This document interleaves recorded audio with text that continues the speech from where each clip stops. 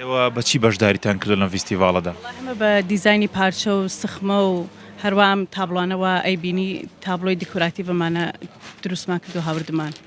ئێوە لە شارەکەی خۆشتان ئەم بابەتانە دەفرۆشن؟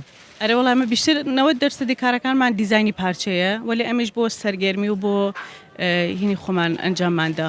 پێشتر نهاتی بۆ سلێمانی؟ نەوەڵا بۆ سلێمانی ناتین وەلی بۆ شارە لێتر چوین.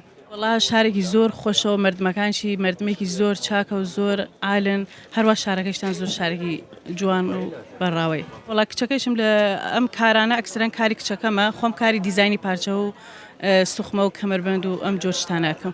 تا زیاتر کچەکە دروستیە. ئەرە وڵا ئەمە کاری کچەکەمە بیشتر. سڵاو لێبێت تۆ باسی ئەوم بۆ بکە چۆنی ئەمانە دروست دەکەیت؟